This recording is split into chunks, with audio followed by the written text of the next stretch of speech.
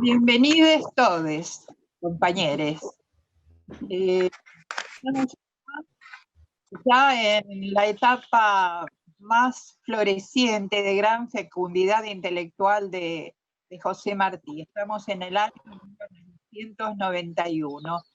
Y haciendo un brevísimo repaso, digamos que este muchacho de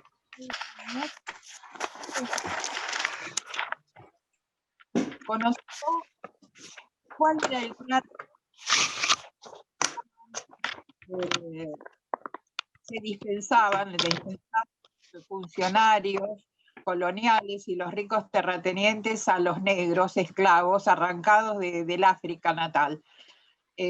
Al ver ese cuerpo colgado de un árbol, dijo que la esclavitud es la llaga, la herida en la humanidad, y se prometió algún día liberar a los esclavos de Cuba.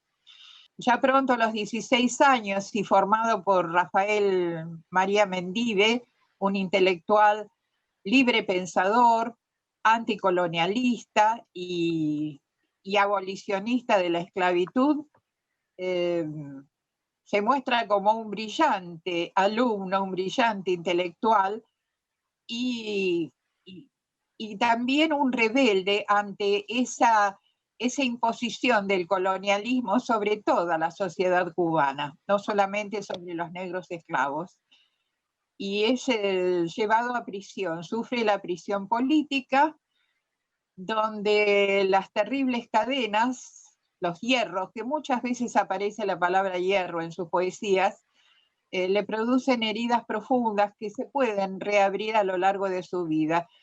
Ver esas heridas en su hijo hacen que don Mariano Martí, un modesto funcionario colonial, pero colonialista como español, nacido en Valencia y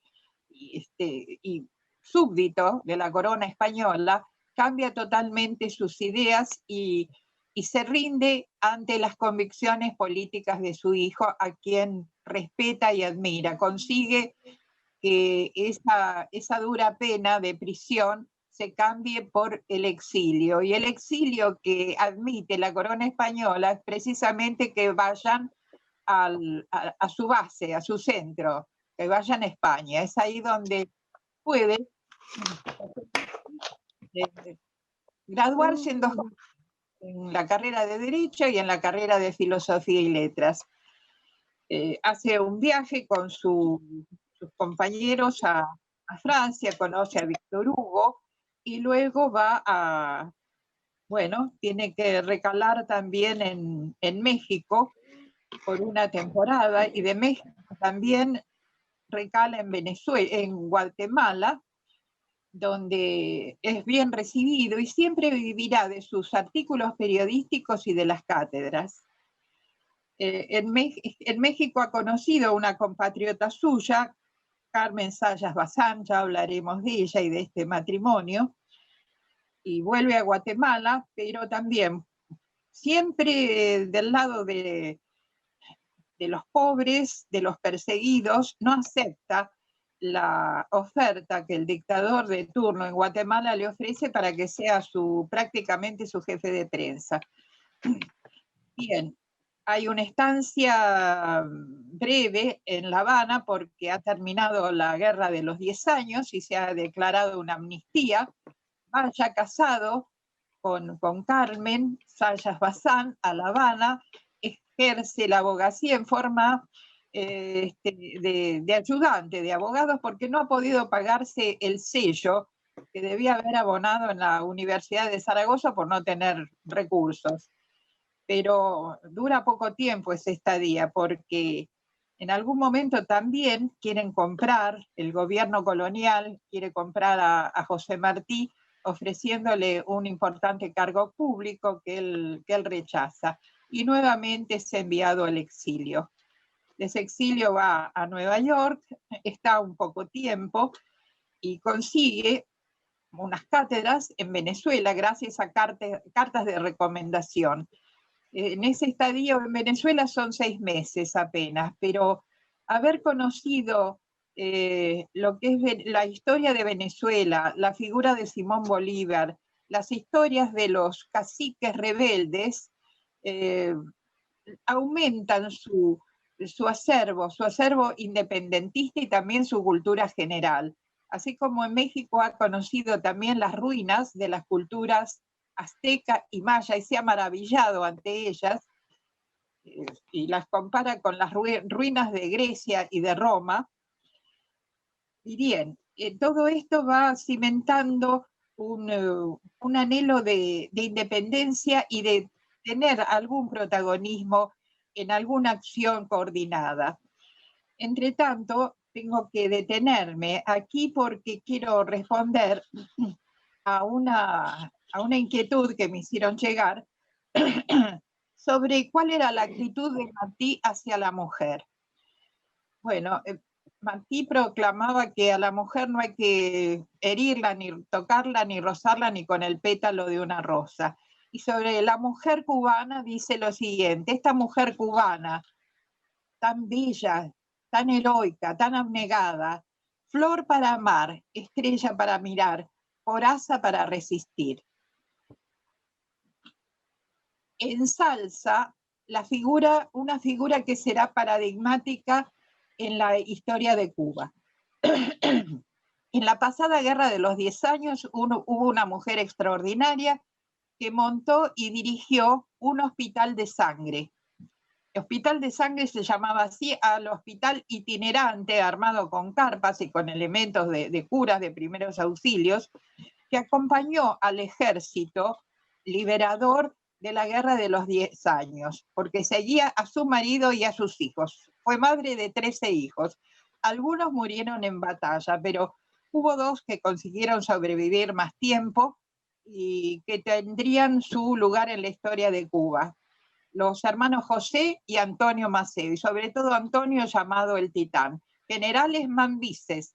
Los generales mambises eran aquellos que con ancestros africanos sabían manejar también las armas de fuego como los machetes para abrirse paso en la manigua.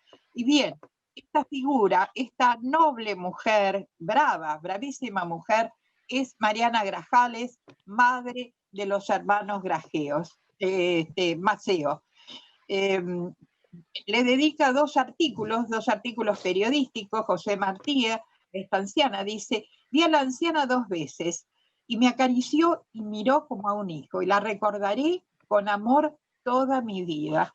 Y también en otra nota, en la segunda nota, destaca cómo, estando él presente, hubo heridos que llevaron a las carpas de doña Mariana Grajales. Y bueno, parece que había un remolino de chicas llorando y obstaculizando las entradas. Las hizo salir y mandó inmediatamente por un médico, el doctor Brioso. Era toda sin el título, era toda una coronela Mariana Grajales. Y no es casual que en la Sierra Maestra, en septiembre de 1958, el primer pelotón femenino de la Revolución Definitiva de Cuba se llamara Mariana Grajales. Esto es hacia Mariana Grajales, pero hay otra mujer a la que rinde homenaje y toda su admiración, y es la que pasó la historia como Lucy Parsons. Lucy Parsons era de soltera Lucy González, hija de un mexicano con sangre india y de una negra de Estados Unidos. Nació en Texas, nada menos, Lucy Parsons, y no tardó en ver las tropelías y asesinatos del Ku Klux Klan. Huyó.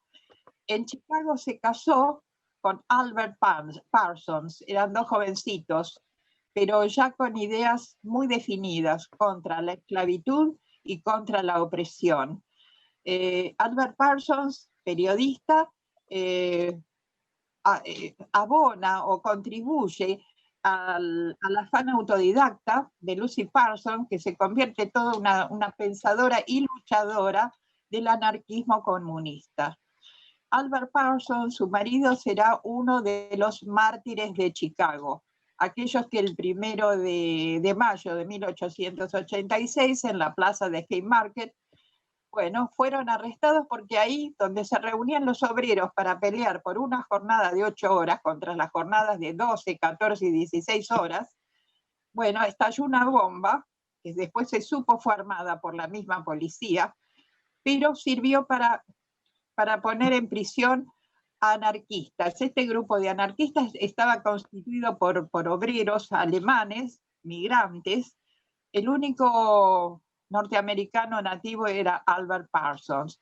No se quedó, pese a tener ya 2 niños, no se quedó quieta y llorando en su casa, Lucy Parsons, sino que hizo toda una gira por varios estados de la Unión, armando mitines, recogiendo firmas y sobre todo mostrándose como una oradora muy singular.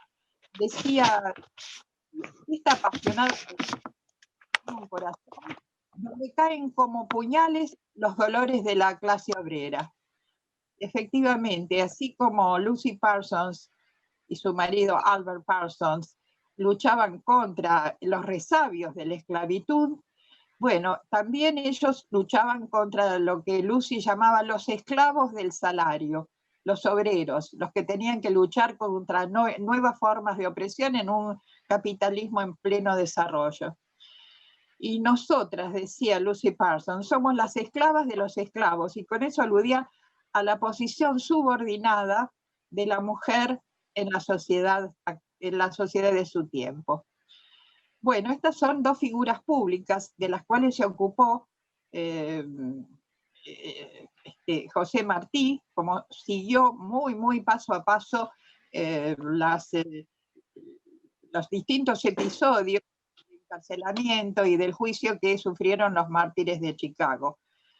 Parece mentira, pero esas notas aparecían, parece mentira hoy, compañeros, compañeres, pero esas notas aparecían en el diario La Nación. Pues bien, pero ¿cómo era también con las mujeres más próximas a él, José Martí? Bueno, desde aquellos días aciagos de la prisión, escribió cartas muy bellas a sus 5 hermanas, a las que adoraba, y a su madre, doña Leonor Pérez. Le dedicaba también poemas muy bellos. Ese afán revolucionario a veces entorpecía o se oponía también a que él, con sus mejores afectos, como la familiar cuando estuvo exiliado en España. Pero también operará sobre su matrimonio. Cuando llegó a México, buscando trabajo, y encontró que lo esperaba en el desembarcadero, en el puerto de Veracruz, lo esperaba su papá, don Mariano, que se había mudado con su familia a México buscando mejores condiciones de trabajo. Estaba con don Mariano, el vecino, que era Manuel Mercado. Manuel Mercado, saben ustedes que fue ese gran amigo a quien le dedicó algunas estrofas de sus versos sencillos. Manuel Mercado sería un político de fuste, de nota, y un amigo de hierro, un amigo inclaudicable de José Martí a lo largo de su vida, y varias veces acudió en su ayuda. Bien, Martí en esta estadía en México conoce a Carmen Zayas Bazán. Carmen Zayas Bazán es hija de un rico terrateniente cubano.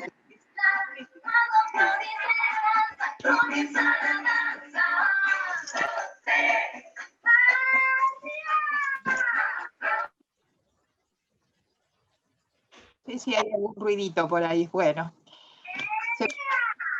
Tratemos de cerrar los micrófonos, por favor.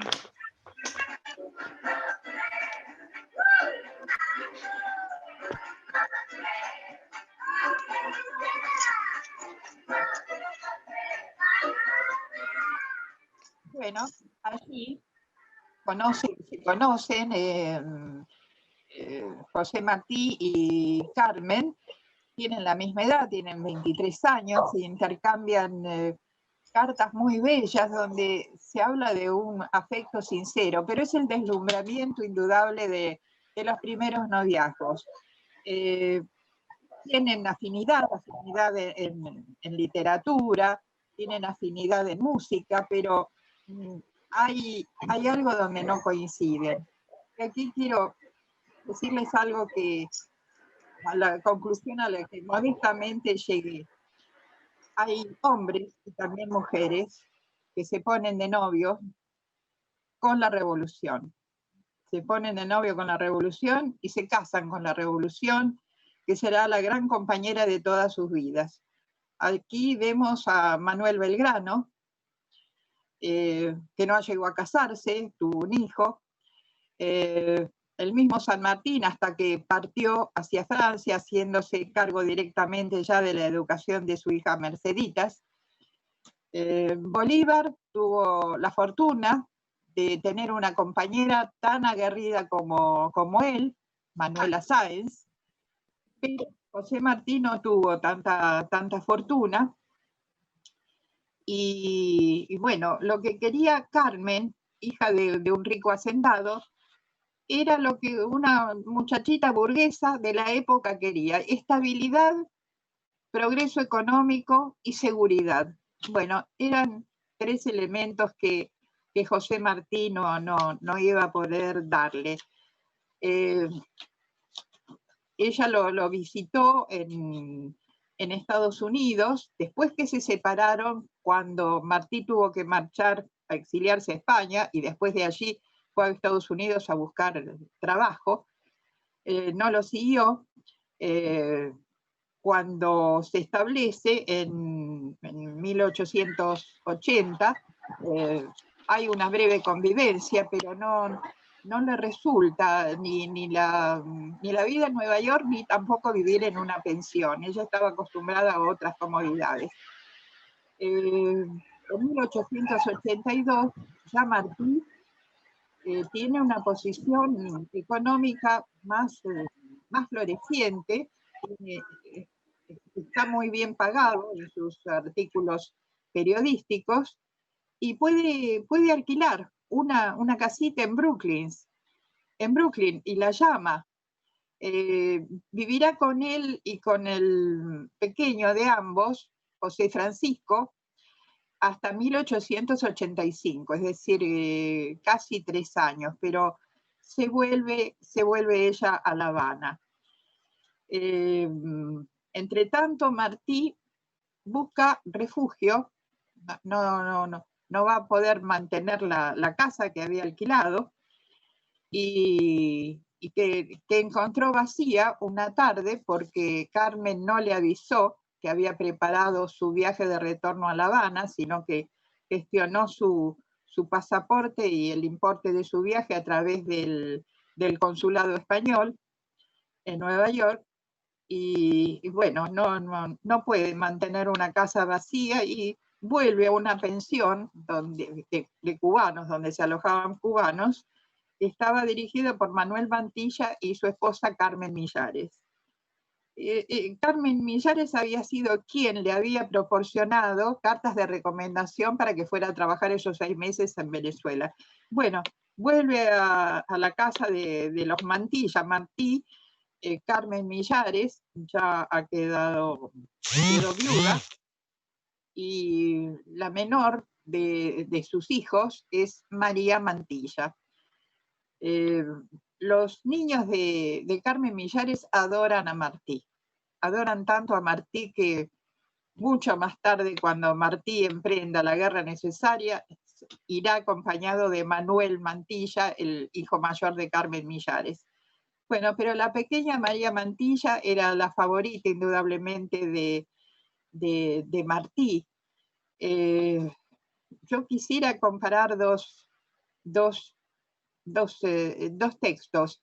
José Francisco Martí había sido el niño muy esperado por José Martí, y le había dedicado un libro, El Ismaelillo.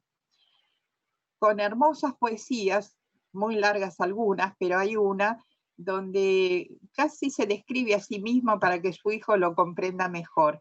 Y yo le pido a Norma, que tanto nos ha acompañado con sus lecturas a nosotros en este ciclo, que lea ese poema del Ismaelillo, Soñar despierto. Por favor, Norma. Yo sueño con los ojos abiertos y de día y de noche siempre sueño. Y sobre las espumas del ancho mar revuelto y por entre las crespas arenas del desierto y del león pujante monarca de mi pecho, montado alegremente sobre el sumiso cuello, un niño que me llama flotando, siempre veo. Gracias, Norma. Como dijo Ana María, del poemario Ismaelillo, dedicado a su hijo José Francisco. Ana María. ¿Puedo continuar? ¿Cómo? ¿Puedo continuar? Sí, te di la palabra. Bien. Te di la palabra. Poema, como dijo el libro El Ismaelillo. Si hubiera querido paternarlo y tenerlo cerca, José Martí, pero el Ismaelillo que él amaba tanto, bueno, seguía a su mamá, era la institución de la mamá, y son esos desencuentros que hay en la vida, y sobre todo en la vida de un militante y un revolucionario. Vuelve a intentar Carmen Zayas Bazán, una recomposición de su matrimonio, y viaja a Nueva York en 1891, pero ya para entonces se da cuenta que Martí está en pareja con Carmen Millares, a la que llama Carmita, y Carmen Zayas Bazán se da cuenta que su esposo nunca la llamó a ella Carmita, tienen el mismo nombre, pero el Carmita era para Carmen Millares. Y bien, la más pequeña de la familia Mantilla, María Mantilla, de alguna manera le inspira a Martí en ese año 1891, donde me detuve recién al comienzo, en que fue un año floreciente y de gran fecundidad intelectual de Martí. Martí inaugura, lo que ya les nombré anteriormente, inaugura la primera revista infantil, donde no solamente hay literatura, bellísimos poemas, bellísimos cuentos, sino también están presentes los pueblos de nuestra América, las ruinas indígenas, y rinde culto a las ruinas mayas y aztecas, y las compara, como ya dije, con las ruinas solemnes y veneradas de la antigua Grecia y la antigua Roma. Pero no solamente eso, también se ocupa de otros pueblos lejanos, de los anamitas, y festeja su cultura tan diferente a la nuestra, pero a la vez tan humana. Los anamitas son los lejanos parientes, los lejanos abuelos de los vietnamitas. Y también está presente la Exposición de París. En 1889 se había cumplido el centenario de la Revolución Francesa, y en París se organizó una enorme exposición donde distintos pueblos del mundo enviaban escenas de su cultura, reconstrucciones, a veces en maquetas, a veces en una suerte de holograma, de lo mejor de sus producciones. La exposición de París estuvo también presente en estos 4 números de la Edad de Oro, esa revista tan fundadora de la literatura infantil latinoamericana y tal vez en el mundo. Me atrevo a decir que los chicos de mi generación nos educamos mucho leyendo El Tesoro de la Juventud. Bueno, El Tesoro de la Juventud es una idea tomada de la Edad de Oro de José Martí. Bien, este año 1891 han quedado atrás 2 acontecimientos liminares. ¿Recuerdan ustedes la conferencia internacional americana que había convocado en Washington el secretario de Estado, James Blaine, con el propósito de imponer al resto de los países de nuestra América una especie de monopolio comercial que nos impediría comerciar con Europa, con Asia y cualquier otro país del planeta? Ellos serían los líderes de esta unión comercial y aduanera.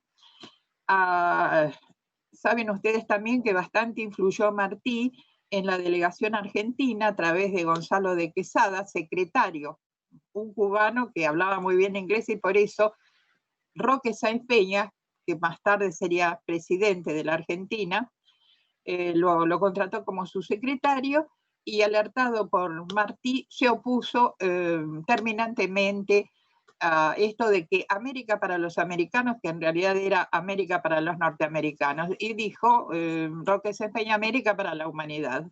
Ahí se nota la influencia de Martí.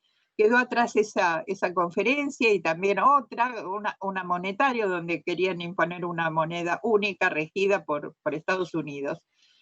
Y en 1891, ya frustrado esa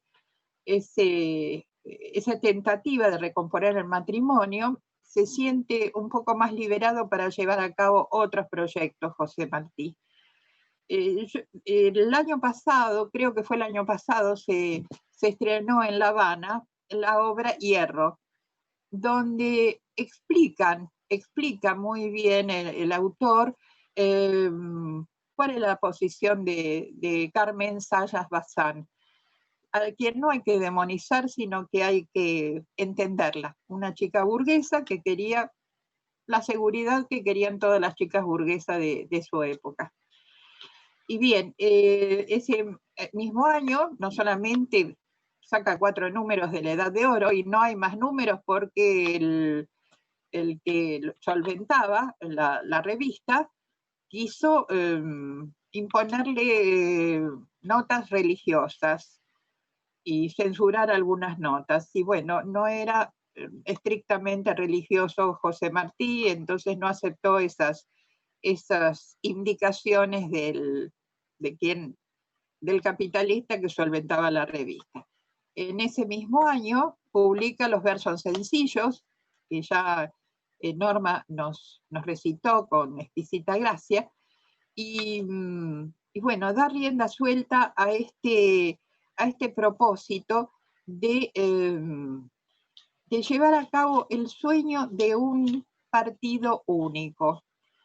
Y sobre todo se siente confirmado en esa posición rigurosamente antiimperialista, porque la conferencia, si bien la conferencia de países americanos empezó en octubre del 89 y terminó en abril de 1890, en 1890, en diciembre, el 28 de diciembre, traicionando todos los acuerdos de paz previos, el ejército de los Estados Unidos derrota definitivamente a los indios Dakota, que eran los últimos rebeldes en el territorio de los Estados Unidos, en una batalla sangrienta, la de Wounded Knee, rodilla herida, donde sobre todo fueron exterminados niños y mujeres, que era como exterminar el futuro de nuevas generaciones.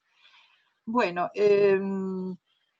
a Martí le preocupa cómo a través de la guerra de los 10 años, y esa guerra chiquita que no duró casi ni 2 años, bueno, uno de los factores que había conspirado contra el éxito de los rebeldes era la falta de unidad.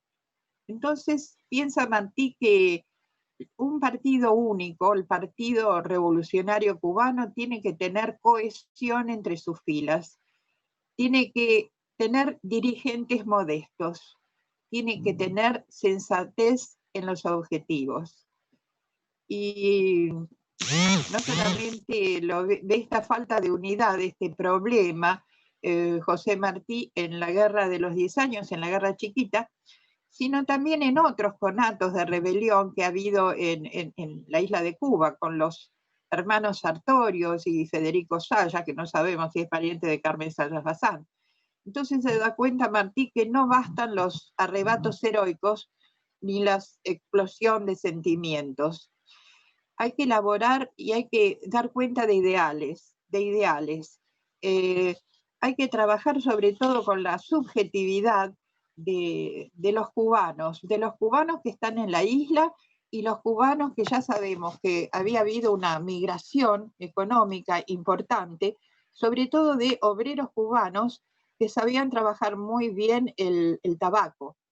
Entonces hay dos lugares, entre muchos que visitó Martí, donde se concentraba gran cantidad de esta nueva clase obrera cubana.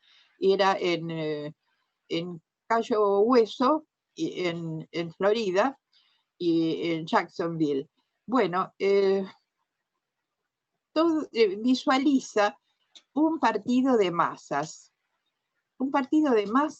que reúna las distintas asociaciones obreras y hasta, ¿se acuerdan de las sociedades de fomento que en nuestro país hicieron tanto por la clase obrera, por la incipiente clase obrera en la Argentina? Bueno, los cubanos allí también se agrupaban, pero a veces había ciertas rivalidades, ciertas suspicacias entre los distintos grupos. Martí trabajó denodadamente para pulir esos desacuerdos y bueno, él fue adquiriendo. Se habla mucho del carisma. El carisma es algo que se va construyendo merced a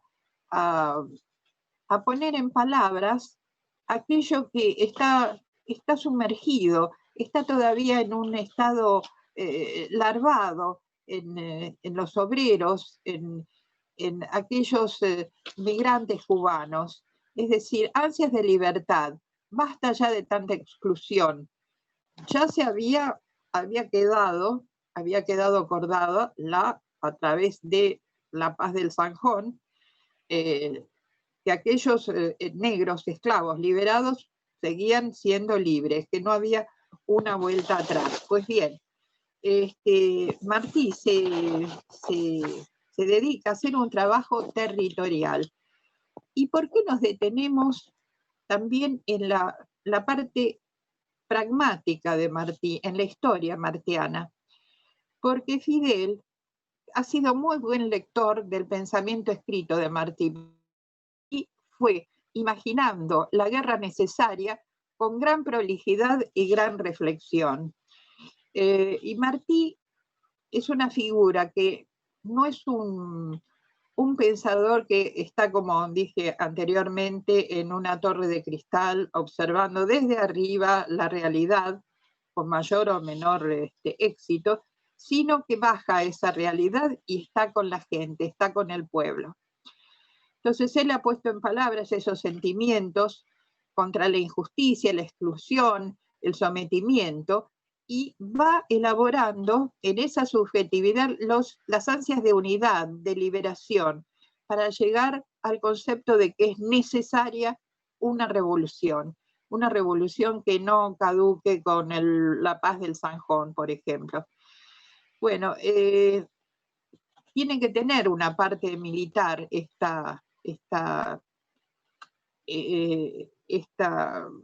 este sueño. Mientras tanto, ¿quién lo acompaña a muchos de sus visitas, siempre en Nueva York, no las visitas a Florida? ¿Quién lo visita y quién lo acompaña en estas visitas? Como lo acompaña también a visitas en museos, conferencias, exposiciones, la pequeña María Mantilla, la pequeña hija de Carmen Miralles. Se dice que puede haber sido su hija, no lo sabemos, no tenemos la posibilidad de hacer muestras de ADN. Pero, bueno, curiosamente, su oponente, Domingo Faustino Sarmiento, ¿se acuerdan ese debate sobre civilización y barbarie, en que estuvieron ambos comprometidos? Bueno, le sucedió lo mismo con su hijo Dominguito. Domingo Faustino Sarmiento se casó con una viuda, viuda de un amigo suyo, doña Benita Martínez Pastoriza, y Sarmiento lo adoptó a Dominguito como un hijo propio. Entonces también sucedió esto lo mismo entre Martí y María Mantilla. Yo le voy a pedir nuevamente a Norma que lea una parte, un fragmento, el fragmento final de la carta que poco antes de morir le dedica José Martí a su hija del alma. No sabemos si fue hija biológica, pero indudablemente fue hija del corazón, María Mantilla. Entonces le pido a Norma que lea esa carta. Una pregunta, Ana María. ¿La carta completa desde Cabo Haitiano? Porque vos te referiste a la última parte. No te escucho. Es un fragmento el que te mandé, no te mandé toda la carta. Empieza con la que yo tengo, por lo menos dice, Cabo Haitiano, 9 de abril de 1895. Y hay un salto, que no te avisé que era un salto, y pasamos a la parte final de la carta. Mi María. Y mi hijita, ¿qué hace allá en el norte tan lejos? ¿Piensa en la verdad del mundo? En querer, en saber para poder querer, querer con la voluntad y querer con el cariño. Piensa en el trabajo libre y virtuoso para que la quieran los hombres buenos, para que la respeten los malos y para no tener que vender la libertad de su corazón y su hermosura por la mesa y por el vestido. La elegancia, mi María, que está en el gusto y no en el costo, y la elegancia del vestido, la grande y verdadera, está en la altivez y fortaleza del alma. Un alma honrada, inteligente y libre da al cuerpo más elegancia y más poderío a la mujer que las modas más ricas de las tiendas. Quien tiene mucho adentro necesita poco por fuera. Quien lleva mucho por fuera tiene poco por dentro y quiere disimular lo poco. Quien siente la belleza interior no busca afuera belleza prestada. Se sabe hermosa y la belleza echa luz. Tu alma es tu seda. Envuelve a tu madre y mímala, porque es grande honor haber venido de esa mujer al mundo. Que cuando mires dentro de ti y de lo que haces, te encuentres como la tierra por la mañana, bañada de luz. Siéntete limpia y ligera como la luz. Deja a otras el mundo frívolo. Tú vales más. Sonríe y pasa. Y si no me vuelves a ver, haz como el chiquitín cuando el entierro de Frank Sorzano. Pon un libro, el libro que te pido sobre la sepultura o sobre tu pecho, porque ahí estaré enterrado yo, si muero donde no lo sepan los hombres. Trabaja. Un beso. Y espérame. Gracias, Norma. Gracias. No, por favor. Un gusto. Vimos cómo se ha acompañado Martí, de hijos de Carmen Miralles, en esta tarea tan delicada. Han sido también de alguna manera sus puntales afectivos. Martí es el hombre de mayor influencia, el que puede cuajar el proyecto de un partido único. ¿Por qué? Porque tiene una mente privilegiada, tiene una cultura excepcional, vive con gran austeridad y enorme honradez. Fíjense que los que van aportando para comprar armas y municiones son nada menos que los obreros de Tampa y de Cayo Hueso, de Jacksonville también. Son los dos grandes, sobre todo Tampa y Cayo Hueso, los grandes centros de la fábrica de cigarros. Bueno, ellos van a donar un día de salario por semana y así toma cuerpo la posibilidad económica de comprar armas, municiones y de alquilar barcos también para llegar a Cuba. Es el único capaz de dar cohesión en un solo partido, no solamente a los grupos de emigrados, sino también a los que también están como reserva revolucionaria en la isla. El contacto de Martí con los revolucionarios de la isla se da a partir de Juan Gualberto Gómez, un periodista que Martí ha nombrado delegado. ¿Y qué cargo tiene Martí en el partido? Muchos quieren nominarlo presidente, pero él con modestia y con una gran visión de política, acepta solamente ser delegado. Hay un aspecto que es el militar, que es ineludible. Estos rebeldes que van a ir a Cuba a conectarse con los rebeldes que viven en la isla y efectuar la revolución necesaria, necesitan también una rama militar. Y entonces Martí se pone en contacto, indudablemente, con los jefes que han quedado con la experiencia de la Guerra de los 10 años. Uno es Antonio Maceo, el titán. Está exiliado también Antonio Maceo, en otra isla del Caribe. Y también Máximo Gómez, gran general también de la Guerra de los 10 años y de origen nacido en la República Dominicana. Al tener que salir de Cuba, Máximo Gómez volvió a buscar refugio en su propio terruño. Entonces se reúne, hace viajes, José Martí, para convencerlos de aunar esfuerzos y pulir divergencias y algunos personalismos.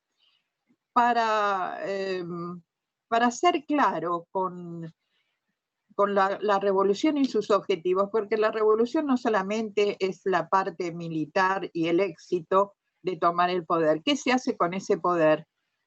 ¿Qué es lo que sigue al reemplazar el poder colonial? Martí visualiza una gran asamblea con participación popular, con representantes populares, para darse la nueva forma de gobierno, que tendrá que ser republicana, y elegir a los mandatarios. Y como visualiza que Máximo Gómez quiere darle preeminencia al sector militar, le escribe una carta a la que ustedes escucharán en un fragmento en la voz de Rubén Zácaro. Por favor, Rubén. Gracias. Bueno, fragmento de la carta a Máximo Gómez. Señor General Máximo Gómez, Nueva York, octubre 20 de 1884. Distinguido general y amigo. Un pueblo no se funda, general, como se manda a un campamento. Y no me tenga a mal, general, que le haya escrito estas razones. Lo tengo por hombre noble y merece usted que se le haga pensar. Muy grande puede llegar a ser usted y puede no llegar a serlo. Respetar a un pueblo que nos ama y espera de nosotros es la mayor grandeza. Servirse de sus dolores y entusiasmos en provecho propio sería la mayor ignominia. Es verdad, general, que desde Honduras me habían dicho que alrededor de usted se movían casos de intriga, que envenenaban, sin que usted lo sintiese, su corazón sencillo, que se aprovechaban de sus bondades, sus impresiones y sus hábitos para apartar a usted de cuantos hallase en su camino para que le acompañasen en sus labores con cariño y le ayudaran a librarse de los obstáculos que se fueran ofreciendo. Para que le acompañáramos, decía, a un engrandecimiento al que tiene usted derechos naturales.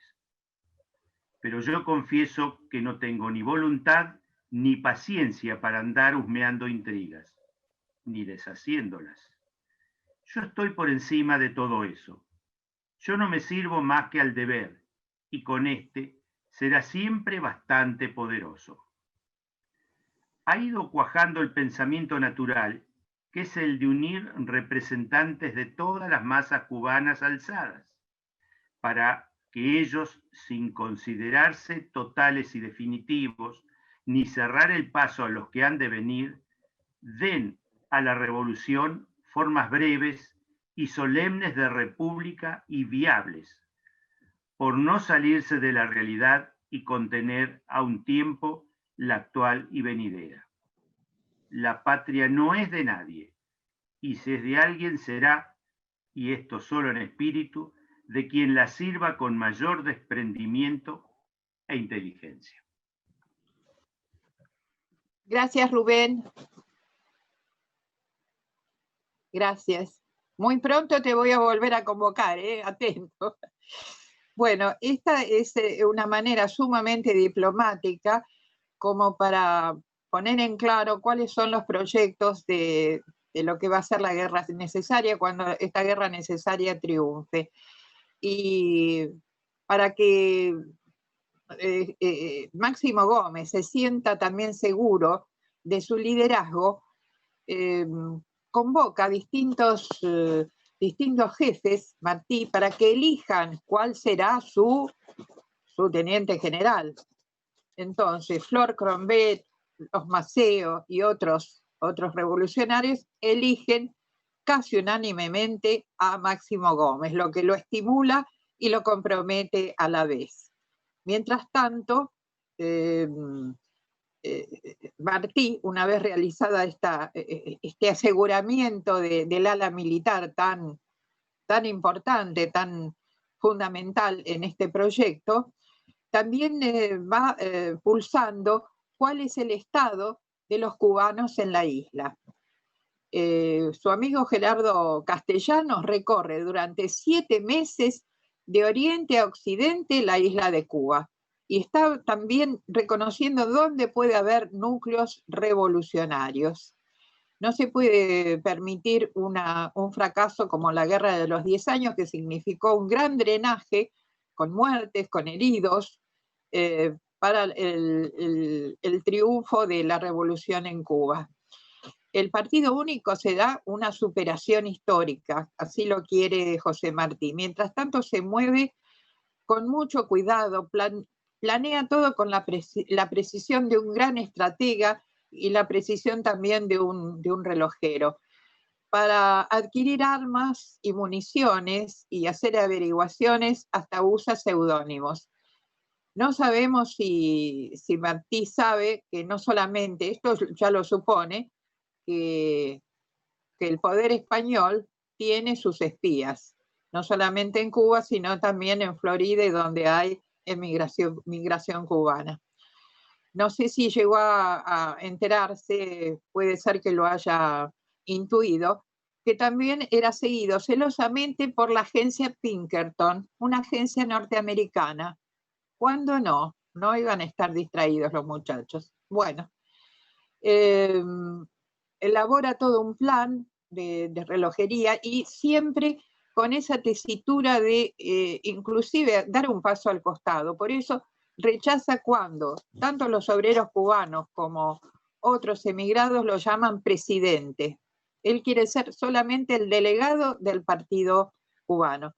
Y sobre esos propósitos está clara un fragmento de la carta que le había mandado anteriormente a su amigo de apellido Pollo.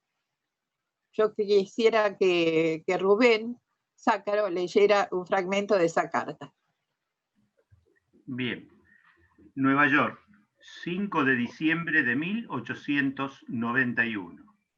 Señor José Dolores Pollo, director del Yara Key West. Mi amigo y compatriota estimado, ardo en deseos de ver al Cayo con mis ojos y de respetarle las formas y métodos que se ha ido dando con lo real y necesario de la localidad, y de enseñar con mi presencia cómo están juntos, no ya en la aspiración retórica, sino en la obra sagaz y urgente, en la obra que ha de inspirar fe y cariño al país, en la obra de previsión y ordenamiento, de juicio amplio y acción cordial. Todos los que tienen un pecho con que arremeter, y mente para ver de lejos, y manos con que ejecutar. Y sin recelos y sin exclusiones, y sin olvido de lo verdadero y de lo justo, y sin antipatías tenaces. Es la hora de los hornos, en que no se ha de ver más que luz. Con esta cita comienza Ernesto Che Guevara su mensaje a la conferencia tricontinental. Gracias, Rubén. Gracias. Bueno, está claro que Martí es transparente en sus planes, los que comparte con los otros revolucionarios, pero se mueve con gran prudencia y sigilo, porque sabe no solamente que hay espías del imperio colonial español, puede también sospechar que algunas agencias pueden ir tras sus pasos, eso no lo sabemos, y llegó a saber que la Pinkerton lo seguía. Bueno, y además está organizada, los grupos están organizados en forma compartimentada, es decir, no se sabe, no hay contacto entre uno y otro grupo.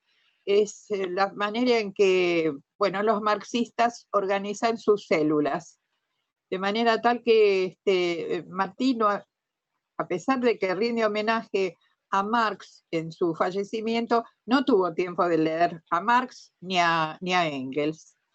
Sin embargo, es notable cómo concibió este partido único, porque Federico Engels, el gran compañero de Marx, le escribe a Isaac Bebel: un programa nuevo se tiene que plasmar en un partido con programa. Es plantar una bandera que se levanta públicamente y es un compromiso con el mundo exterior. Los que abracen este programa también serán los que juzguen su cumplimiento. Es notable cómo los revolucionarios se conectan a través del tiempo y la distancia. Bueno, este trabajo territorial se plasma también con el aspecto económico. Ya les dije cómo los migrantes habían contribuido, también había contribuciones de quienes vivían en la isla y tenían cierta posición económica, que lo sabía, y va elaborando un plan muy prolijo, muy minucioso. Va a ser necesario organizar la visita o la invasión a Cuba, la invasión rebelde a Cuba, a través de 3 puntos y en 3 naves. Ha pasado la historia este plan, no le dio este nombre en su momento José Martí, porque hubiera sido anticipar cuál sería el punto de reunión. Se conoce con el plan Fernandina. Al cabo de 3 años de trabajo incesante, se han reunido $58.000 de la época para alquilar 3 barcos, comprar municiones, comprar los armamentos y el parque que debe rodear también el parque de otros elementos que en apoyo a unos 400 hombres. Este plan va a tener sus vicisitudes. En algún momento hay infiltrados, hay una traición, pero yo quisiera antes que nada, supongo que tengo que dar también tiempo al trabajo de nuestra Comisión de Cultura con los asistentes a esto. Entonces, el desarrollo del Plan Fernandina, que también es una lección para Fidel. Este plan Fernandina, que no solamente implica a estos 400 hombres que van a desembarcar en Cuba, sino que están en contacto con esos grupos de resistencia rebeldes que ya están muy desbordantes de entusiasmo para estallar cuando tengan la orden a lo largo de la isla. Y que tienen que estallar a la vez, simultáneamente, y se conseguirá eso. Es maravilloso como al mismo día estallan 35 focos rebeldes en la isla. Y esto me hace pensar cómo, después de la toma del Moncada, cómo el movimiento 26 de julio fue preparando minuciosamente la revolución. No eran solamente aquellos 12 cubanos que desembarcaron en el Granma. Estaban esperándolos organizadamente también los focos revolucionarios, sobre todo en la zona de Santiago de Cuba, quienes estuvieron incesantemente dando a conocer cuál sería el espíritu de esta revolución, la revolución que triunfó en 1959. Voy a nombrar a dos nada más, pero había muchas y muchos. Aide Santa María y Melba Hernández distribuyeron copias hechas a máquina, no había fotocopiadoras, de La historia me absolverá, donde Fidel hace un detallado diagnóstico de la situación en Cuba y los antecedentes históricos y los puntos donde se relaciona su proyecto revolucionario con el proyecto de José Martí, a quien llama el autor intelectual de esta nueva revolución. En algún momento, cuando ya hay que dar el llamado a la rebelión, Máximo Gómez, como el jefe militar, y José Martí, como el delegado del partido, suscriben en Montecristi un manifiesto. Por favor, le pido a Rubén que lea una parte de ese manifiesto. Bien, esto es del documento bajo el nombre El Partido Revolucionario de Cuba, más conocido justamente como el Manifiesto de Montecristi. La guerra no es contra el español que, en el seguro de sus hijos y en el acatamiento de la patria que se ganen, podrá gozar ser respetado y aún amado de la libertad, que solo arrollará a los que le salgan imprevisores al camino. La revolución, con su carga de mártires y de guerreros subordinados y generosos, desmiente indignada, como desmiente la larga prueba de la emigración y de la tregua en la isla, la tacha de amenaza de la raza negra con que quisieran inicuamente levantar los beneficiarios del régimen de España, el miedo a la revolución. Los cubanos empezamos la guerra y los cubanos y los españoles la terminaremos. No nos maltraten y no se les maltratará. Respeten y se les respetará. Al acero responda el acero y la amistad a la amistad. La guerra de independencia de Cuba, nudo de haz de islas donde se ha de cruzar en plazo de pocos años el comercio de los continentes.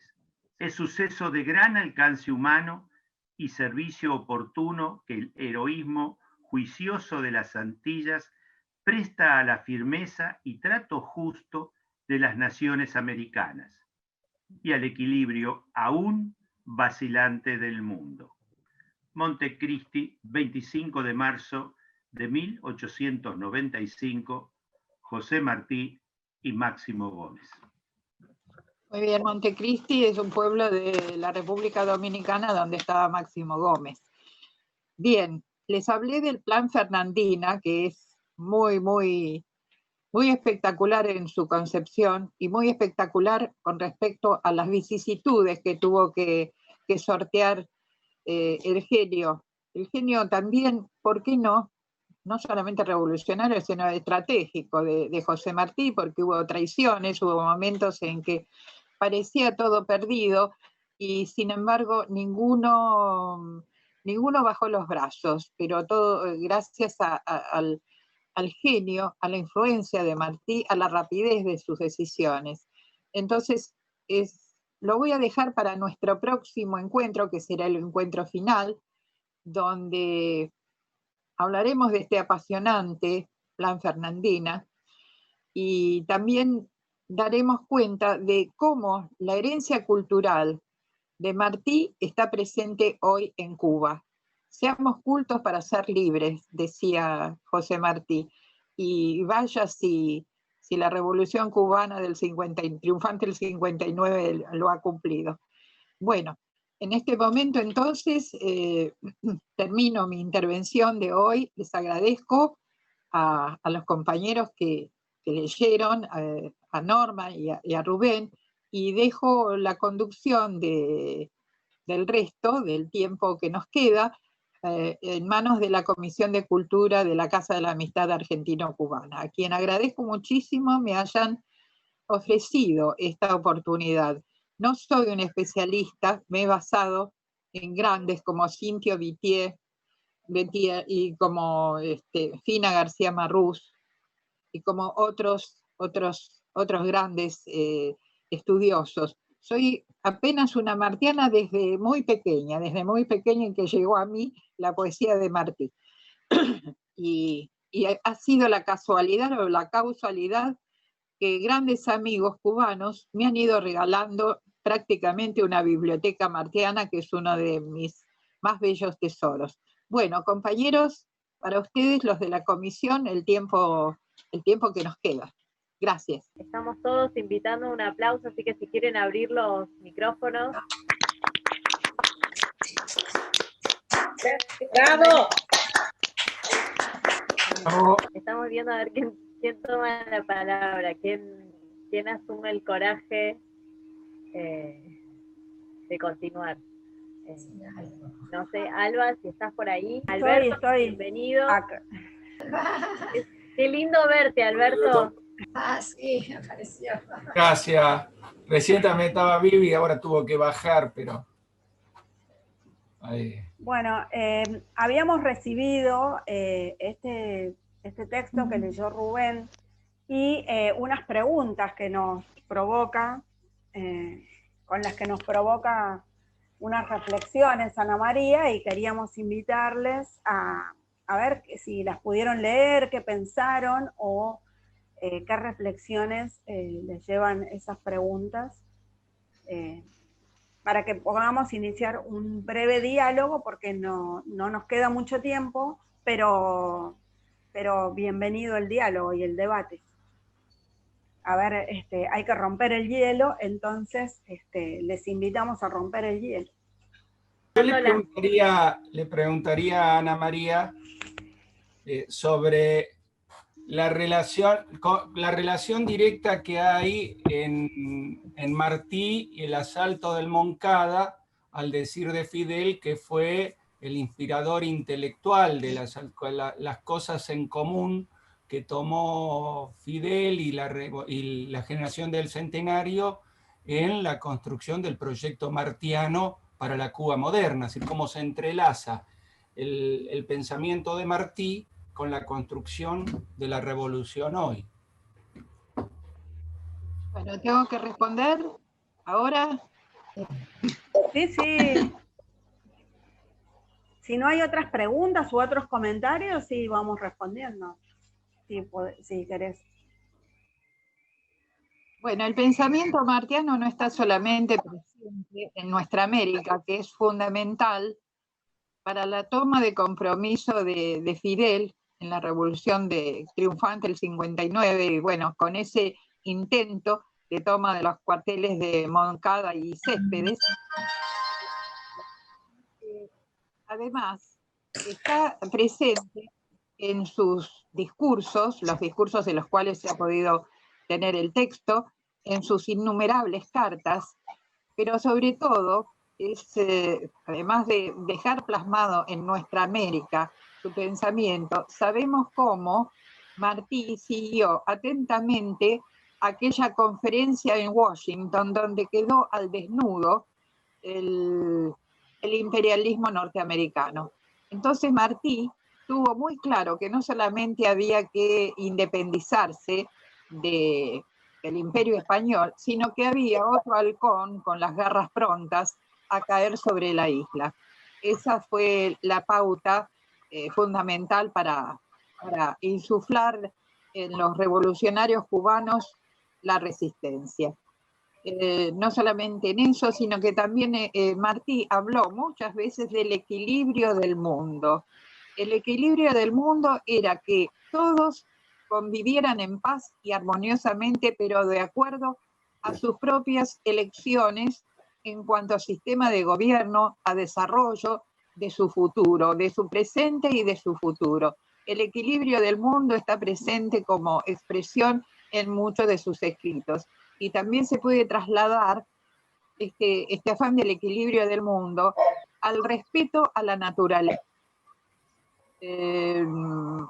Trasladamos también lo del pensamiento de Fidel en una conferencia internacional en 1992, donde dijo, así llanamente, que había una especie en peligro de extinción en el mundo. ¿Y cuál es esa especie? La especie humana.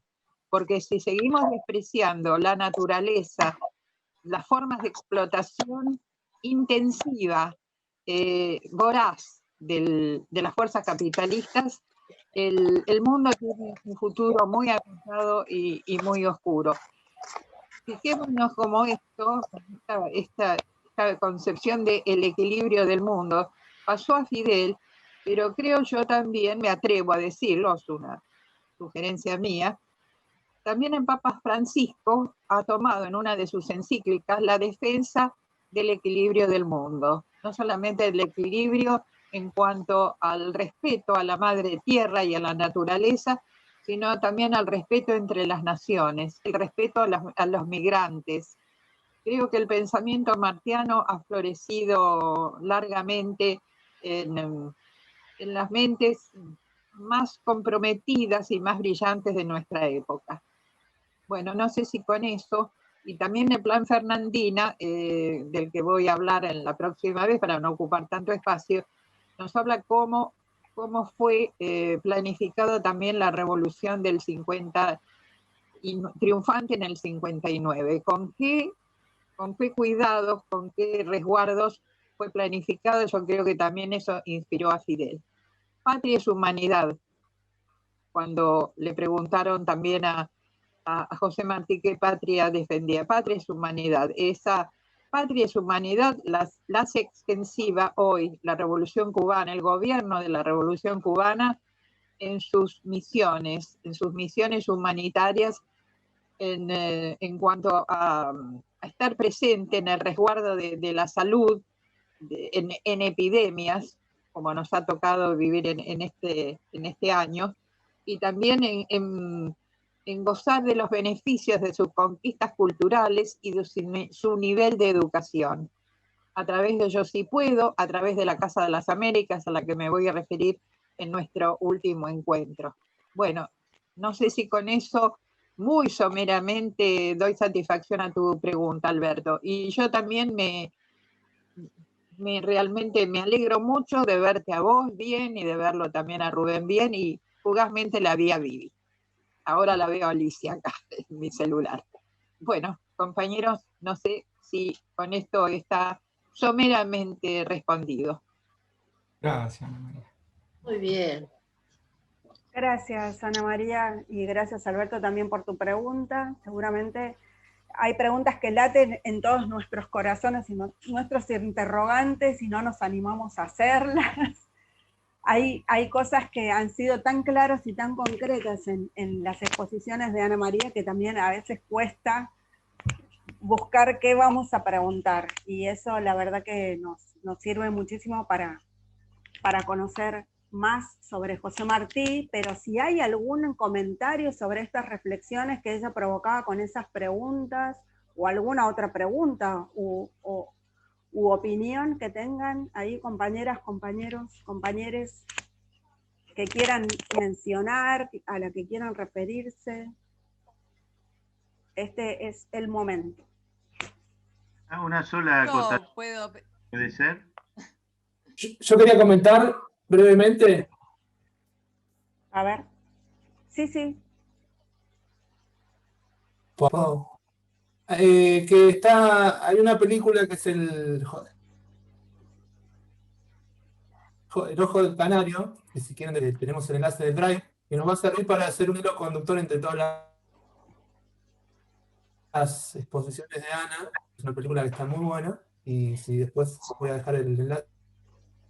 ¿El enlace se podría subir En el también grupo al de Facebook? ¿les parece? Sí, comparto ahí el enlace y lo descargan a sus computadoras. Bárbaro. Gracias, Fede. ¿Alguien más quería decir algo antes? Yo. Votación. Sí, estaba Rubén y ¿quién? María Adela, o no sé, por ahí no veo a todos. Norma. Hola. Norma Ah, Rodríguez. Norma. Yo soy Susana No y tengo quería pregunta, hablar. Esperen un momentito, vamos a ordenarnos un segundito. Estaba entonces, Norma quería decir algo, antes quería decir algo Susana, entonces primero Susana, después Norma y después vamos con Rubén. ¿Puede ser? Perfecto. Quiero felicitar particularmente a Ana, porque realmente para mí fue un placer, tipo taller literario, ¿no? Y aprovecho también la oportunidad para felicitarla a Norma, que realmente es una gran recitadora, creo que se dice, ¿no? Con mucho estilo, y también los otros compañeros que recitaron. Y no podía dejar de pensar que todo esto es tan placentero, tan lindo, sino, a pesar de todos los acontecimientos dramáticos que también habían, por supuesto, ¿no? Entonces, bueno, pensaba que estamos en vísperas de las elecciones en Estados Unidos, y bueno, si alguien puede hacer algún comentario al respecto, ¿no?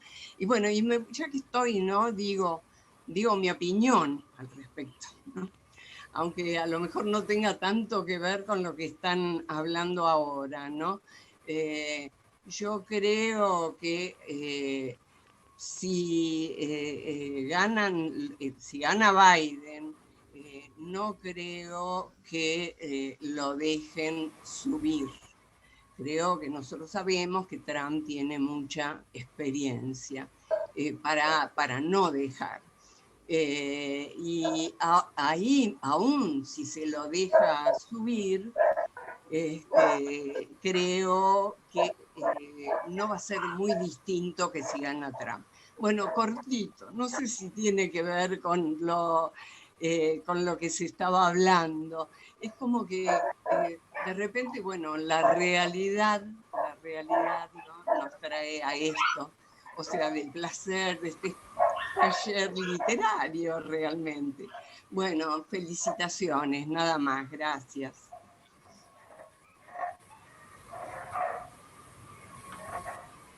Muchas gracias, Susana. Norma, entonces. Más que una pregunta, lo que quería poner de relieve, que mencionó Ana María, y de alguna manera me tocó recogerlo en mi lectura, la posición de Martí para aquellos años frente a la mujer, porque también es muy válido que la tenga frente a su hija, adoptiva o no, cosa que no cambia nada. Es muy válido que la tenga frente a su hija por el amor a su hija, pero esa posición en la cual él le recomienda a la hija que cuide a su madre porque es un honor haber nacido de esa madre. Esa frase en esa época y esa reflexión es maravillosa y es muy de avanzada. Y vos, Ana María, en otro momento nombraste otro hombre de avanzada ante la mujer, que fue Manuel Belgrano. Los dos, Manuel Belgrano tuvo una posición muy adelantada en cuanto a la educación y al lugar de la mujer en la sociedad. Quería poner eso de relieve, porque a mí también la carta me conmovió profundamente, escrita en el año que fue. Eso solo es lo que quería decir. ¿Puedo agregar algo? ¿Puedo agregar algo? Por supuesto. Sí, sí. Gracias, Norma. Si pudiéramos haber leído, es muy extensa toda la carta, vemos que Martí le recomienda siempre a la pequeña María que trabaje y estudie, y que trabaje, porque él comprendió que el destino de la mujer no tiene por qué ser exclusivamente el hogar, como lo veía su esposa, Carmen Sayas Bazán. Él visualiza una mujer independiente. En esa carta le sugiere a la misma María que ella con su mamá y con su otra hermanita funden una escuela y que enseñen. Hasta le sugiere qué materias puede dedicar cada una de ellas. No visualiza una mujer sujeta al matrimonio. Y también hay otra característica de que descubrí en Martí, en el joven Martí, que está en la cárcel a sus 16 años, y su posición hacia las muchachas prostitutas que visitaban la cárcel. Tiene una mirada muy compasiva, y a lo largo también de otros escritos veo que la solución que él ve para esas muchachas es capacitarse para tener un trabajo digno, e intuye que así como ese régimen imperialista está transformando en mercancía todo, hasta las relaciones humanas, ha convertido a esas muchachas sus cuerpos en mercancía, y él condena esto. Así que son posiciones muy de avanzada. En cuanto a Belgrano, también le ocupó y le preocupó la enseñanza de la mujer en aquella lejísima época, todavía más atrás que los años de Martí, que está ya en fines del siglo XIX. A principios del siglo XIX, Belgrano hablaba de capacitar a las mujeres que tenían derecho a recibir enseñanza, como todos los hombres recibían enseñanza en aquel momento. Bueno, los hombres libres, digamos. Bueno, gracias, Norma, por tu observación. Hola. Gracias a vos, Ana María. Hola.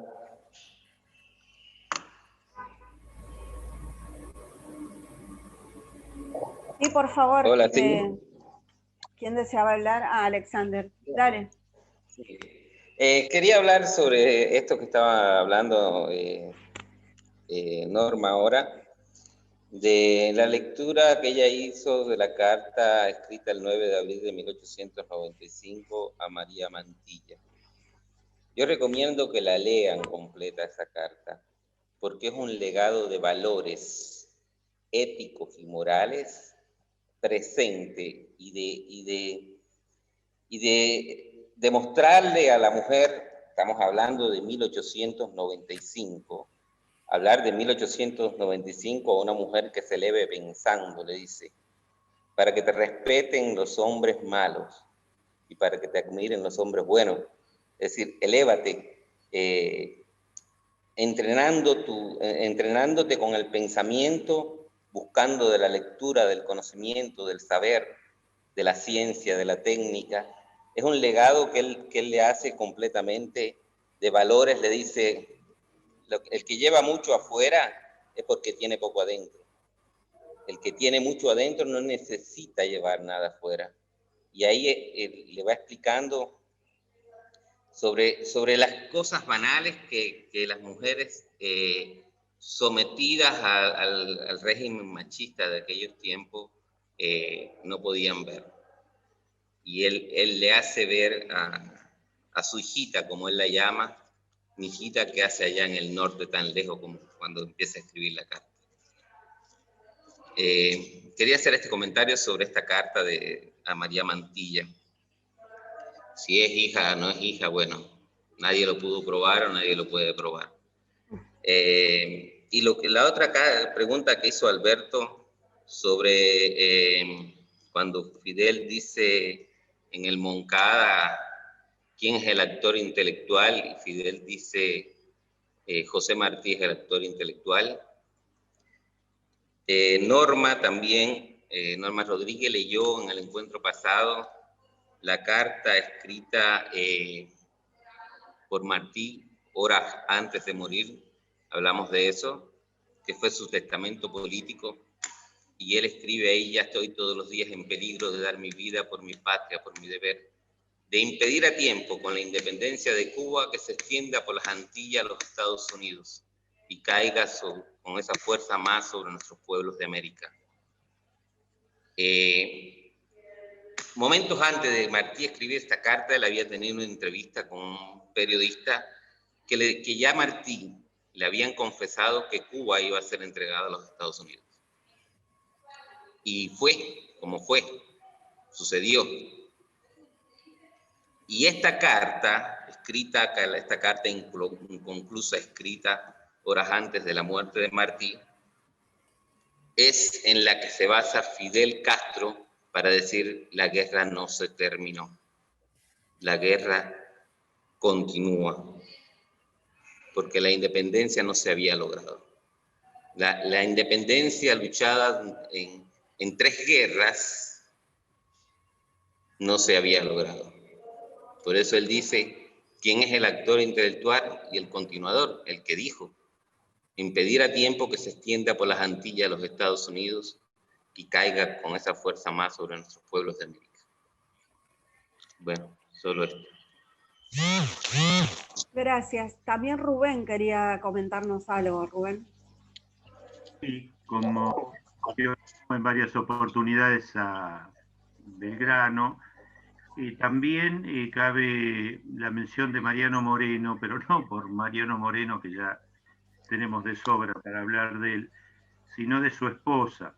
Afortunadamente hay una edición de Felipe Piña, que son las cartas de Guadalupe, que es digno de lectura para todos nosotros y entender allá en 1810, 1811, cuando Guadalupe le escribe estas cartas que Mariano Moreno, porque no las pudo recibir porque ya sabemos que murió en alta mar, son realmente un testimonio político de las mujeres en aquello que era Buenos Aires en 1811. Y después, bueno, sería lindo asumir el compromiso de poder hacer un resumen de este taller para hacer un pequeño folleto o ensayo o algo, para poder tenerlo a disposición para que todos los que no pudieron participar del taller tengan acceso a todo lo hermoso que nos fue diciendo Ana María y el intercambio que hubo aquí de preguntas. Eso quería acotar. Gracias. Buenísimo.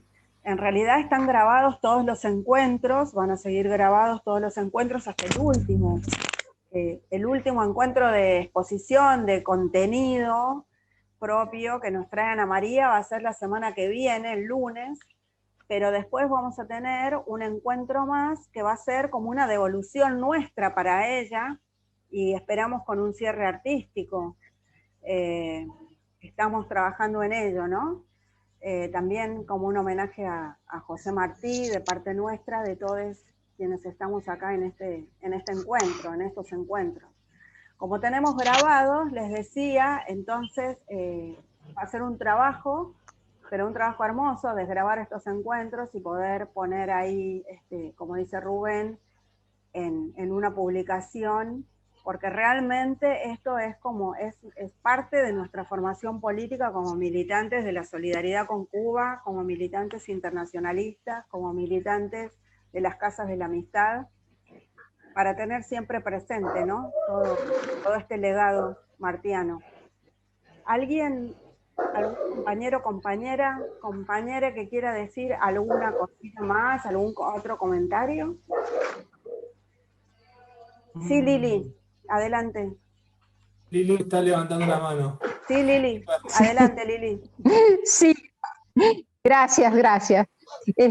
Lo que estaba recordando, que creo que lo leí en Nuestra América, ahora se me mezcló un poco todo, la vigencia de su planteo, del planteo de Martí, con respecto al odio, ¿no? Y cuando yo leí esa palabra odio en sus escritos, pensé en lo que estamos viviendo en nuestro país, ¿no? La cuestión del odio. Pero el odio no solamente dice ahí, digamos, en su sentido ético, sino en el sentido político. Y dice, porque lo copié textualmente, dice que el odio no construye.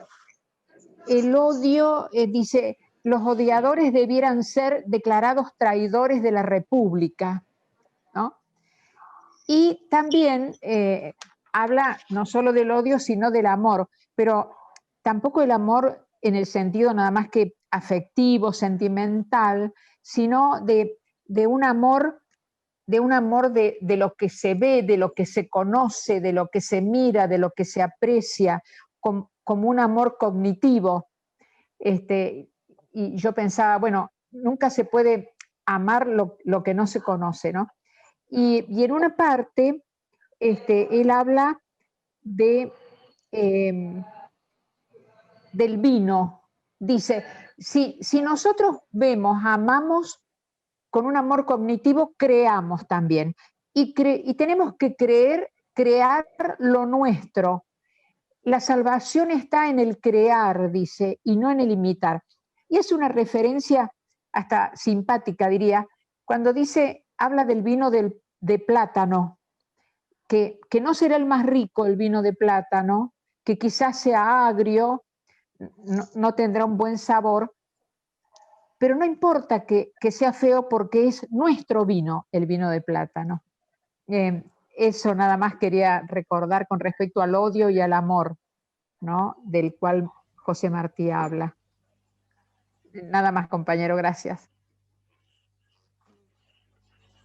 Cuando mencionas lo del odio y el amor y que no se puede enseñar lo que no se conoce, Paulo Freire, que está en el año de su centenario, tomó mucho de Martí para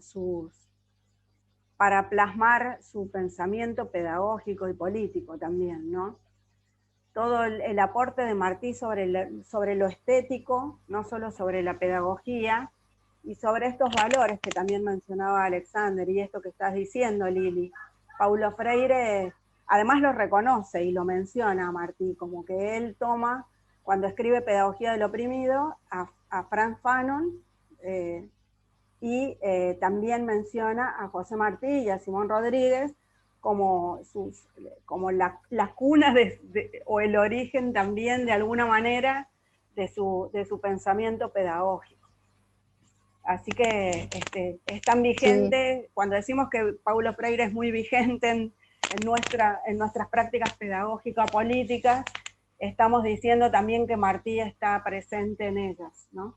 Hay un libro que yo lo tengo que se llama Pensamiento Pedagógico de José Martí. Exactamente. Y hay otro libro que se llama Martí en la Universidad, que también lo tengo el libro. Les recomiendo que lo lean y van a ver mucho de Pablo y de otros pensadores y latinoamericanos. Es bueno este grupo de Facebook, perdón, un segundito. Es bueno este grupo de Facebook porque si se pueden ir compartiendo otros materiales también estaría genial. Sí. Está. Sí, yo, por ejemplo, perdón, quería decirles que Ana María, como todos los buenos docentes que logran eso, de que el alumno o el discípulo, después de escucharla, uno entre a buscar qué tiene para seguir informándose, porque qué bueno que está esto y quiere saber más. Entonces, bueno, me encontré con un libro que había traído en un viaje a Cuba, del gran Fernández Retamar, que se llama Fervor de Argentina, y también es un gran aporte al pensamiento martiano, lo que se puede leer ahí. Muy, muy buena bibliografía, la de Fernández Retamar. Nada más que eso. Gracias. Cuando Ana María comentó el pensamiento de Martí hacia la mujer y puso como ejemplo la situación de las prostitutas que iban a la cárcel, y cómo el pensamiento y la continuidad del pensamiento martiano se da en la revolución con Fidel, que una de las primeras medidas que se tomaron apenas ingresa Fidel a La Habana, es encomendarle a Vilma la organización de las mujeres, y Vilma lo lleva adelante, y una de las primeras medidas adoptadas fue la de cerrar los prostíbulos de los hoteles que manejaba la mafia. Entonces, ¿cuál fue la medida concreta? Organizar casas donde vivían estas chicas, y donde no solamente se les daba a las que no tenían instrucción, se les daba instrucción primaria, secundaria, o sea, se las formaba intelectualmente, pero al mismo tiempo se las formaba laboralmente para que tuvieran también una salida. Y Vilma cuenta en uno de sus libros, ahora no recuerdo el nombre, cómo muchos de los guardias que estaban controlando las casas terminaron armando familias con las que ellos llamaban antes las chicas de la vida y que después pasaron a ser las mujeres de la revolución. Entonces, el concepto, cómo la idea de Martí se traslada en hechos concretos.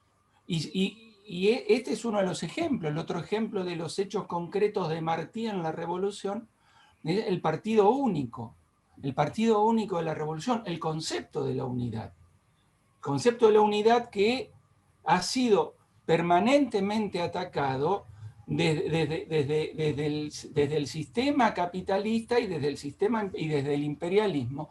La acción política para romper en lo cultural, romper la unidad del campo popular, él lo plantea, pero concretamente, el partido único, la unidad de la revolución, el partido que represente a la totalidad del campo popular, a todo el pueblo. O sea, se debate, se participa, y Fidel lo lleva a cabo. Ustedes fíjense que en realidad el Partido Comunista de Cuba hoy no tiene nada que ver en su construcción con los partidos comunistas que surgieron a partir del 17. Fidel construye el Partido Comunista con lo que era el Partido Socialista, que representaba al Partido Comunista, pero también con el movimiento 26 de julio, también con el directorio revolucionario. O sea, toda la unidad de todos aquellos que planteaban hacer la revolución en Cuba, los agrupa en el Partido Comunista y le da el Partido Comunista, con lo cual crea indudablemente una concepción del comunismo y de la construcción del comunismo que indudablemente generó en nuestra América muchos debates, porque en definitiva termina rompiendo con los cánones estructurales para hacer una revolución, y es lo que indudablemente nos enseña a cada paso. Nos enseña Martí que hay que romper con las estructuras, y lo toma Fidel y lo lleva adelante, ¿no? ¿Puedo hablar? Sí, claro.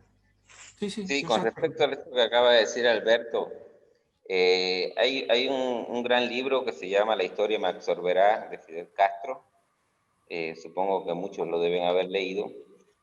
Y Fidel ahí habla sobre cómo sería su gobierno en la manera en que critica los males existentes en la época. Cuando triunfa la revolución, la historia me absorberá, y el escrito por Fidel ahí fue hecho. La reforma agraria, ¿cómo se llama? La Brigada Conrado Benítez de alfabetización, la nacionalización, se crearon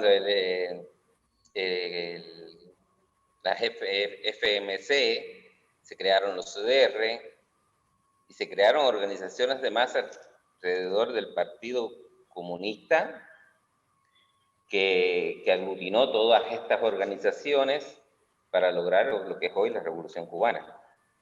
Pero Fidel, si ustedes leen la historia Max Olverá, se van a percatar que está plasmado el pensamiento martiano ahí, en lo que necesitaba el pueblo para salir de la miseria en que Cuba estaba sumida en esos momentos por tener la bota del imperio en la cabeza. Solo eso. Gracias. Bueno, Ana María, es una linda charla, es una linda compartida, pero las preguntas siguen latiendo ahí con respecto al texto del Manifiesto de Montecristi, y entonces sí, estaría bueno volver a leerlo y reflexionar sobre ellas, y quizás ponerlo un poquito en debate la semana que viene, antes, darnos un ratito antes de tu exposición. ¿Qué te parece? Porque quizás no todos tuvieron tiempo de leerlo, y además es un texto complejo que hay que leerlo con mucho detenimiento, pese a que hay un recorte, pero bueno, ahí están plasmados el humanismo, la noción de proceso. No es una guerra que termina y después empieza otra porque sí, es un proceso revolucionario que comienza y no se corta, se va nutriendo con todas esas disputas y con todas esas dificultades, pero también se va nutriendo de pueblo y de necesidad, ¿no? Hasta llegar a esa guerra de la independencia, que después sigue el proceso, ¿no? Y todavía continúa. Entonces, esas lecturas merecen como una profundidad bastante importante, y está bueno para poder compartirlas acá entre todos. Quizás la próxima vez nos demos un ratito para compartir esas reflexiones u otras que también traigamos, bueno, de las resonancias que quedan de estos encuentros. Permiso. Por favor. Alexander, no sé si estuvo en los primeros encuentros, les mostré por la pantalla un librito minúsculo de cuero rojo, con encuadernación en rojo y papel llamado Biblia, que es la historia Me absolverá de Fidel Castro. Lo mencioné y les dije cómo ahí estaban echadas las bases de cómo el pensamiento martiano había inspirado a la revolución. La revolución se dio su propio programa, finalmente, la revolución triunfante en el 58, que tal vez no llegó a visorar en todos sus aspectos, porque la revolución es una gran construcción, es una obra en proceso, y bueno, allí están las bases, lo mencioné en los primeros encuentros. No sé si está, supongo que sí, si se puede encontrar por internet. Este ejemplar me llegó a mí la vez que conocí personalmente a Fidel y estreché su mano, y es un librito que me acompaña. Ahora lo tengo en un estante alto de mi biblioteca, se los voy a mostrar la próxima vez. Pero el que quiera, bueno, frecuentar el Manifiesto de Montecristi ya está enviado. Yo les recomiendo a todos que vean, en cada uno de los envíos que hice, hay algo de la iconografía de José Martí. Hay una cantidad de talentosísimos artistas cubanos que dieron su versión, cada uno de ellos, de la figura de Martí, que lo contemplen. La próxima vez yo les voy a enviar, para que ya lo tengan en concreto, algunos textos que he mencionado en nuestro encuentro anterior. Roberto Fernández Retamá. Voy a tratar también de enviarles un texto de Aide Santamaría, porque los dos, Aide Santamaría como fundadora, inspiradora, creadora de una enorme construcción como es la Casa de las Américas, Roberto Fernández Retamar, director durante algunas décadas, un buen amigo de la Argentina. Bueno, voy a ver si les envío textos de cada uno de ellos, de Roberto Fernández Retamar, sobre todo del Calibán. Del Calibán tomé la idea de confrontar ficcionalmente, pero a través de palabras que han sido respetadas, coma por coma, acento con acento, entre Sarmiento y Martí. Roberto Fernández Retamar también es otro gran martiano. Y bueno, me gustaría que en esos, hablo de dos figuras, pero sería infinita la cantidad de figuras que pasaron por la Casa de las Américas, que nacieron al arte y al conocimiento de la cultura a través de Casa de las Américas. Así que yo voy a completar lo que falta que apenas esté esbozado, está anunciado el plan Fernandina, para ver cómo, con qué cuidado y estrategia elaboró su plan y cómo hizo frente a dificultades impensadas José Martí. Entonces me voy a centrar en estos tres ejes. Plan Fernandina, bueno, mención ineludible de algo que no llegó a vivir, pero tal vez a intuir José Martí, es la explosión del navío norteamericano Maine, cómo Estados Unidos se apodera de Guantánamo, y cómo el legado martiano se ha expandido por el mundo. Hice hoy mención de Fidel. Fidel es líder de un humanismo revolucionario laico. De Francisco no sé si es revolucionario, creo que quiere cambiar algunas estructuras y sobre todo en el equilibrio del mundo creo que se ha inspirado en Fidel. Creo que el Papa lleva adelante un plan de humanismo religioso, pero así vemos cómo transpone las fronteras el pensamiento martiano y el pensamiento de Fidel y llega a florecer en lugares y mentes que no habíamos previsto. Bueno, el que quiera ver el texto del Manifiesto de Montecristi lo tiene, y tiene también todos los demás documentos que fui enviando oportunamente. No dejen de ver la iconografía de José Martí. Bueno, nada más por ahora, compañeros, compañeras y compañeros. Ana María, hace como 15, no, más, hace como 20 años, yo soy de Holguín, del interior de la isla, no soy de La Habana. Frente a Copelia había un pulguero, le llaman en Cuba, una librería de libros viejos, donde la gente va y vende sus libros viejos, y bueno, esos libros son revendidos. Yo había tomado un helado en Copelia y me cruzo la librería y estoy revisando la librería y me encuentro La historia me absorberá, pero la que se repartió por el movimiento 26 de julio.